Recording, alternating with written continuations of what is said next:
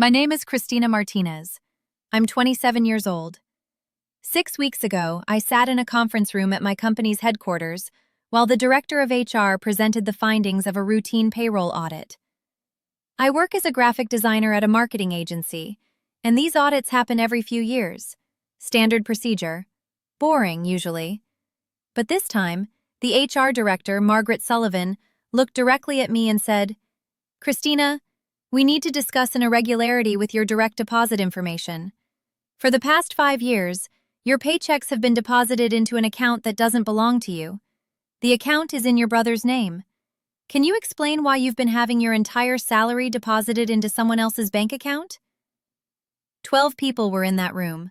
My boss, the CFO, HR staff, other department heads. Everyone heard Margaret ask why I'd been giving my brother my paychecks for 5 years. I felt my face burn. I wanted to disappear. Before I could answer, my boss, David Chen, spoke up. "Christina is one of our top performers. If there's a financial issue, we need to understand it. Christina, what's going on?" I looked at 12 faces waiting for an explanation, and I told them the truth. "My parents made me," I said quietly. "My brother couldn't keep a job. They said I had to support him. They set up the direct deposit when I started working here. I didn't know how to say no. But what my parents didn't know was that this audit would trigger a full investigation into my employment records, my tax documents, and my family's financial exploitation of me. What they couldn't have imagined was that 2 weeks later, when they came to my office demanding I continue the arrangement, Margaret Sullivan would be there with printed evidence of every dollar I'd earned and every dollar that went to my brother. And when she presented those records in front of my entire department, when she explained that what my parents had done could constitute financial fraud, my mother's face went from indignant to absolutely terrified. Before I tell you what happened when Margaret confronted my parents, please like and subscribe, but only if you genuinely enjoy this story. Drop a comment telling me where you're watching from and what time is it there. I love connecting with all of you. Now, let me take you back to where this pattern began. Growing up in Phoenix, Arizona, I learned early that my younger brother's needs always came first, and my role was to provide for him no matter what I sacrificed. My family. Dad worked construction when he could find work, inconsistent income. Mom worked part-time retail. My brother Marcus was 3 years younger, charming, manipulative, and chronically unable to hold a job or take responsibility for anything. Then there was me, the responsible one, the one who worked hard, the family's designated provider. Marcus got enabled, I got exploited. When I was 14, I started babysitting for neighbors. My first real income. I made about $60 a week, which felt like fortune to me. After my first month, I had $240 saved. I was planning to buy art supplies. I loved drawing, wanted to be a designer someday. "Christina, we need that money," Mom said when she found out I'd been saving. "Marcus needs new shoes and we're short this month." "But I earned this babysitting, and your brother needs shoes. Family takes care of family. Don't be selfish." I gave them the $240. Marcus got expensive sneakers. I never got my art supplies. I told myself it was temporary, just helping out during a hard month. At 16, I got a job at a coffee shop. Real paychecks, $9 an hour, working 20 hours a week. About $720 a month after taxes. I was supposed to save for college. I needed money for applications, for visits, for deposits. "You need to give Marcus half your paycheck," Dad announced at dinner my first week of work. "He's having trouble finding work. He needs money for gas, for food, for job hunting expenses. Your family, you help." "Half my paycheck? Dad, I'm saving for college." "Marcus is family. You don't say no to family." I gave Marcus half of every paycheck for 2 years. $720 a month for me became $360. He never got a job during those 2 years, never paid me back, spent my money on video games and eating out with friends, while I worked and studied and tried to save enough for college on half my income. At 18, I got a partial scholarship to Arizona State. I needed $12,000 a year for the portion not covered. I worked full-time in summers, part-time during school. I graduated with $28,000 in student loans, but I made it. Marcus didn't go to college, didn't work consistently, lived at home. My parents supported him completely. When I was 22, I graduated with a degree in graphic design.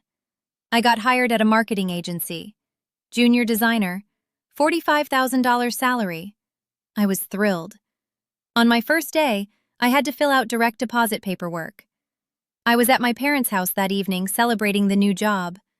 My parents had Marcus there too. "Let's handle your direct deposit," Dad said, pulling out the paperwork I'd brought home. "I'll help you fill it out." He filled in the routing number and account number. I didn't look closely. I trusted him. "All set," he said. "Your paycheck will go into the family account so we can manage your money properly." "The family account?" I asked. "Just a shared account to make things easier," Mom said. "We'll help you budget, save, manage your money. You're new to this. You need guidance." I signed the paperwork. I was 22, naive, trusting my parents to help me. My first paycheck came. $2,800 for 2 weeks of work after taxes and deductions. I checked my bank account. Nothing. "Where's my paycheck?" I asked my parents. "It went to the family account, remember?" Dad said. "We're managing it for you." "Can I have access to the account?" "You don't need access. We're handling your finances. Here's your allowance." He handed me $200. My allowance? I earned $2,800, and $2,600 is going to family expenses, Mom said. "Marcus needs a car. We need to catch up on bills. You're contributing to the household now, that's what adults do." "I want my own account. I want to manage my own money." "Christina, you're living under our roof," Dad said, his voice hard. "We're not asking, this is how it works. You contribute to this family or you find somewhere else to live." I was 22, just starting my job, no savings. I couldn't afford to move out on $200 every 2 weeks. I stayed. I worked. I gave them my paychecks. After 6 months, I tried again. "I need to change my direct deposit. I want my own account." "No," Dad said flatly. "The arrangement stays. Marcus needs support. You have a good job, your family, this is what you do." "I'm not changing it," Mom added. "If you try to change it, we'll kick you out. And good luck affording rent and food on your own." I was trapped. They controlled my income. They gave me just enough to survive, $200 every 2 weeks, while taking the rest. I started keeping detailed records in a hidden notebook. Every paycheck, every $200 allowance, the difference between what I earned and what I kept. Over 5 years, I documented $450,000 total earned in salary, calculated from my pay stubs I secretly kept. $26,000 received as allowance over 5 years. $424,000 taken by my parents and given to Marcus. $0 in savings, retirement, or personal financial security. I lived in my parents' house. I had no car. Marcus drove the car my paychecks had bought. I had no savings. I had nothing. Meanwhile, I was getting promoted at work. Junior designer to senior designer. My salary went from $45,000 to $55,000 to $68,000. Every raise meant more money for Marcus. More money I never saw. My coworkers would talk about their 401k contributions, their savings accounts, their vacation plans. I nodded along, pretending I had the same financial security. I couldn't tell them the truth, that I was making $68,000 a year and living on $400 a month allowance like a child. Then came the audit. 6 weeks ago, my company underwent a routine payroll audit. The finance department was checking all employee records, verifying accounts, making sure everything was compliant with updated regulations. Margaret Sullivan, the HR director, called me into a meeting. "Christina, there's an issue with your direct deposit," she said. "The account your paychecks go to isn't in your name." "I know," I said quietly. Why are your paychecks going to an account belonging to Marcus Martinez? He's my brother. But why is your salary going to his account? I couldn't lie. Not to Margaret, not anymore. My parents made me set it up this way when I started here. They said it was a family account. They said I had to contribute to the family. My brother couldn't keep a job and they said I had to support him. Margaret's expression changed. Christina, how much of your paycheck do you actually receive? They give me $200 every 2 weeks, an allowance. You make $68,000 a year and you receive $400 a month? Yes. Margaret was quiet for a moment. Christina, that's financial exploitation. Possibly fraud. How long has this been happening? 5 years. Since I started working here. You've been earning a salary for 5 years and receiving almost none of it? I nodded, feeling ashamed even though I knew I was the victim. I need to escalate this, Margaret said. This is a serious issue. You're entitled to your full compensation. What your parents are doing is illegal. Please don't, I said, panicking. They'll kick me out. I have no savings, no car, nowhere to go. Christina, Margaret said gently. You have no savings because they've been taking your money for 5 years. That's $424,000 you should have. That's money you earned that they stole. The number hit me. $424,000. Almost $500,000. Money I'd earned through 5 years of hard work. Money that could have bought me a house, a car, financial independence. Money that went to Marcus for… what? Video games? Restaurants? Cars?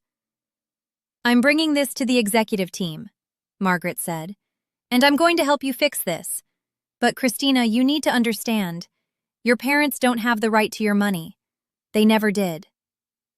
2 days later, I was called into a larger meeting. 12 people. Executive team, HR, legal counsel, my direct boss, David. That's when Margaret asked me to explain the situation in front of everyone. I told them everything. The direct deposit setup, the allowance, 5 years of my salary going to my brother while I lived on scraps. The CFO, Robert Kim, looked furious. This is fraud. Your parents committed fraud by diverting your compensation. We need to involve law enforcement, the legal counsel said. No, I said quickly. I don't want to press charges. I just want my money to go to my own account from now on. Margaret looked at me. Christina, you're owed $424,000. That money was stolen from you. I know, but they're still my parents. I just want it to stop. David, my boss, spoke up. Christina, the company has a responsibility here. We've been paying you a salary that you never received. That's partially on us for not catching this sooner. We need to make this right. Margaret pulled out a folder. I have 5 years of payroll records. Every check issued to Christina. Every direct deposit into Marcus Martinez's account. I also have verification that Christina has been living with her parents and has no personal financial assets despite 5 years of full-time employment. She laid the documents on the table. I'm recommending immediate change to Christina's direct deposit. I'm also recommending the company provide Christina with an emergency advance and assistance finding housing, since she'll likely face retaliation from her parents when the money stops. Robert nodded. Approved. Christina, effective immediately, your paychecks go to your own account. We'll help you set up an account today. And we're advancing you $10,000 emergency funds to help you get a place and get on your feet. You'll pay it back through small payroll deductions. No interest. I started crying. Thank you so much. One more thing, Margaret said. Your parents will likely come here when they notice the money stopped. We need to be prepared for that. I want to be here when it happens. She was right. 2 weeks later, when my parents expected a deposit and it didn't come, they called me at work. Where's the money? Dad demanded. I changed my direct deposit, I said. My paychecks go to my own account now. You what? Change it back, now. No. Christina, you change that back or we're coming to your office and making you fix this. "Don't come to my office," I said. They came anyway. 3 days later, my parents walked into my office building, demanded to see me, caused a scene in the lobby. Margaret was ready. She'd alerted security. She was in the lobby within minutes. "Mr. and Mrs. Martinez," Margaret said, "you need to leave." "We're here to see our daughter," Mom said. "She's stolen money from the family and we need to fix this." "Christina hasn't stolen anything," Margaret said firmly. "She's finally receiving the salary she earns. You're the ones who've been taking her money." "That's family business," Dad said. "It became our business when you diverted an employee's compensation for 5 years," Margaret said. She pulled out a folder. "I have documentation of every paycheck Christina earned. $424,000 over 5 years, all deposited into your son's account. Christina received $26,000 total. You stole $424,000 from your daughter." My coworkers were watching. About 30 people in the open office space could see and hear this confrontation. "We didn't steal anything," Mom said, but her voice wavered. "She's family. She was helping her brother." "She was being exploited," Margaret interrupted, "and it stops now. Christina's paychecks go to her, only her. If you try to access her money again, if you try to coerce her, we will pursue legal action for fraud and theft." "You can't do this," Dad said. "We already have," Margaret said. "Security, please escort them out. Mr. and Mrs. Martinez, you're banned from this property. If you return, you'll be arrested for trespassing." My parents were escorted out of the building by security guards, while my entire department watched. I was mortified, but also relieved. Margaret came to my desk after they left. "Are you okay?" "I don't know," I said honestly. "Christina, I want you to know something. What your parents did to you is not normal. It's not okay. And you don't owe them anything." With the company's $10,000 advance, I found an apartment. Small, but mine. I bought a used car. I opened my own bank account and watched my full paycheck, $4,200 after taxes and deductions, get deposited into my account for the first time in 5 years. I cried when I saw it. My money. Actually mine. My parents called constantly, threatened, begged, guilted. "Marcus needs that money," Mom said. "Marcus is 24, I said. "He can get a job." "You're destroying this family," Dad said. "I'm keeping my own money," I corrected. "That's not destroying anything." Marcus called too. "Christina, I can't pay my bills. I need help." "Get a job," I said. "I can't find one." "You had 5 years to find one while living on my salary. Figure it out." I blocked them all eventually. Some extended family reached out. My Aunt Rosa said, "I heard what happened. Your parents were wrong. You don't owe Marcus your life." My cousin Lisa said, "I always wondered how Marcus could afford his lifestyle without working. Now I know. I'm sorry they did this to you." Here's what I want you to understand if you're watching this. Your paycheck is yours. Your salary is yours. Your earnings belong to you, not your family. If your parents are taking your money, diverting your paychecks, controlling your income, that's not help. That's theft. I worked for 5 years. I earned $450,000. I received $26,000 of it.